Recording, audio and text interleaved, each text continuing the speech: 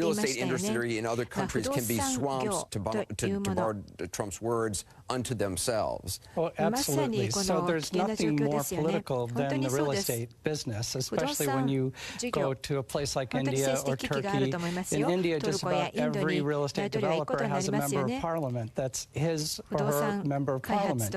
There's nothing here that's comparable to the Clinton Foundation, which did charitable work overseas. This is a for-profit, really hundreds of for-profit entities. You need politicians to grant you licenses, zoning variances. There's so much in the real estate business that is politically fraught and corrupt. I mean, there's so many payoffs. And you believe the children also, if they're running, cannot, you agree with Tim? Well, there's this whole problem of appearance. Even if there's not a proved conflict and someone's not taking money, how can you be engaged with a public official in the Philippines in a real estate project, but also do diplomacy with them? I just think that this is incredibly complicated, and the onus is on Donald Trump, and he's going to have to go a little bit further than just saying it's okay. I mean, would it be possible for Donald Trump, or incredibly difficult for Donald Trump, not just to get out of business operations, as he says he will do,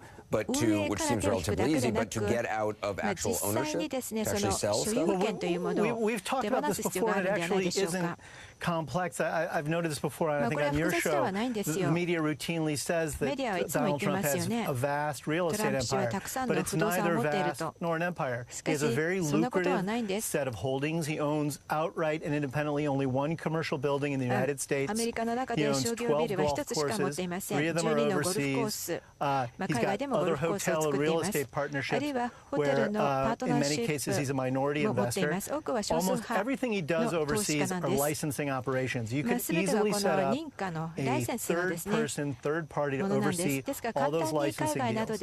And the holdings in the U.S. could be liquidated relatively painlessly. And Trump himself has said he got into this campaign to make America great again, not to make money.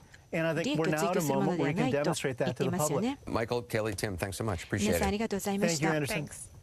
We're going to have more on the breaking news. The death toll rising in Tennessee. Wildfires. Rain is finally falling tonight in the area, but is it helping fire crews? We'll look at that when we continue.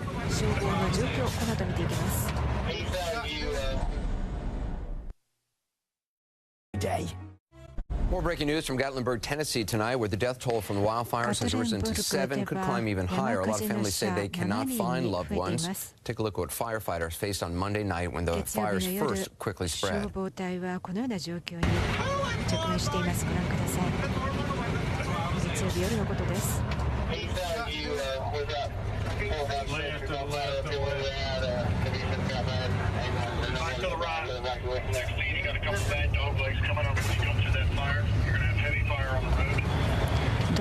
See more than 700 structures that are destroyed or damaged so far. The flames have been fueled by high winds, but tonight a shift in the weather may help firefighters. Our meteorologist Jennifer Gray is in Gatlinburg tonight. So I know the area has received some rain. Has it helped?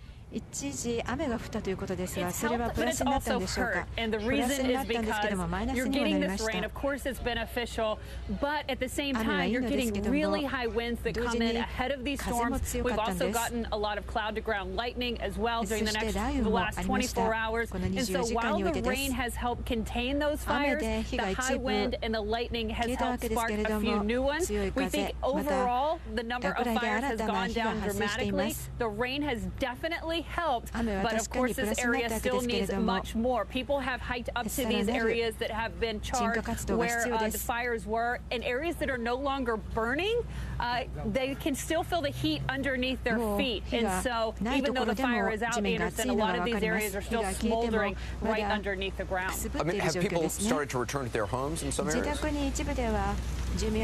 Some people have, but for the majority, people haven't. There are still a couple hundred people at this evacuation center where we are, and unfortunately tomorrow morning they're going to wake up on day 3 still not knowing when they can return home, and if they can return home, they're not going to be sure if there's even going to be a home. As you said, the 700 or more structures have been burned. This has been a living nightmare for people who had to flee with just the shirts on their back, Anderson. Yeah, a lot of people are going to need help after this. Jennifer Gray, thank you so much. There's there's much more ahead in the next hour at 360, including breaking news on the Trump deal to save carrier jobs here in the U.S. The president-elect keeping a campaign promise, a success story for the incoming administration, how the Trump team made it happen, what we know about the deal so far. しかしどのようにこれを交渉したんでしょうか。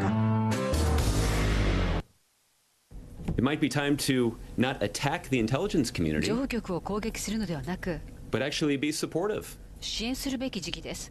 of a thorough, transparent, 完璧な透明性のある、熱心な non-political 非政治的な investigation into 調 what 査に exactly 対して happened. で何が起き Now たのか that を調 came べる after ためです。 President-elect Trump tweeted this, quote, if Russia or some other entity was hacking, why did the White House wait so long to もし act? ロシアが Why ハッ did キ they ングに only 関与したと complain すれ after ば、ホワイ Hillary トハウスは lost? なぜこんなに Mr. 待った Trump has のか。 made that last claim about the timing ヒラ several リーが負 times, け and て as か we ら報道を reported, 取る it のはお is かしいという factually のが批判で untrue. す。 As to the general thrust of it, that this has more to do with political sour grapes than a potential act of war by a foreign adversary, that notion is not going down well with the intelligence community, some of whom put their lives on the line to keep a president or president-elect informed. CNN Chief National Security Correspondent Jim Sciutto tonight has new reporting on that. He joins us now. So there is a better picture now of why the White House came out with such force earlier today.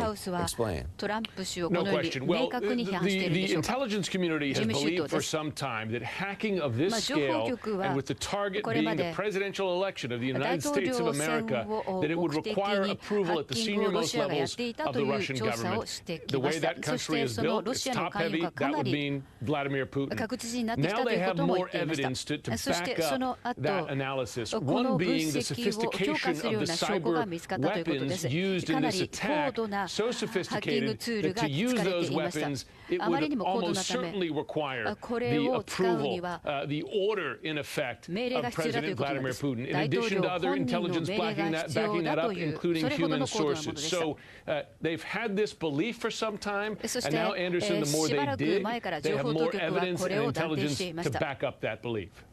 And is this a universally held belief in the intelligence community? Because earlier we had heard about differences between the CIA and the FBI. Well, remember, the differences were on motive.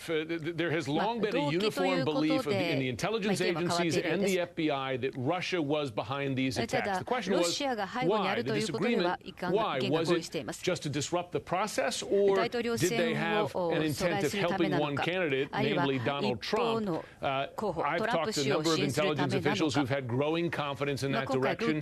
My understanding, my colleagues' understanding from speaking to people in law enforcement is not that they dismiss that assessment, but that they're less confident than others. And this happens a lot when you're analyzing intelligence. But to be clear, there is no disagreement on Russia being the perpetrator of these attacks. And is it clear whether the hacking activity is continuing or attempting to continue? New reporting tonight, intelligence officials, law enforcement officials telling us at CNN and my colleagues that it is continuing. It has continued, in fact, unabated since the election, targeting U.S. political institutions, political parties. That includes the Democratic Party. There was apparently an unsuccessful phishing attack, as it's called. It's a way to get you to click on something to allow access to your system. So Anderson, you have all this evidence here, growing confidence, in fact. You have a president-elect who has now seen the evidence, because it's our reporting that this intelligence has been shown to him in his classified intelligence briefings. And yet, you have the president-elect continuing to say in his public comments he doesn't believe Russia's behind the attacks. And I got to tell you, that's got to be the driving force in part of what we heard from Josh Earnest today.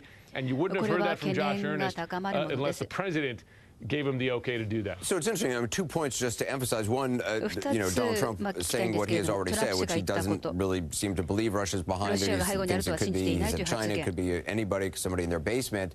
And the other point you made, I think, is an important one, that this is still continuing, that efforts to hack are still going on.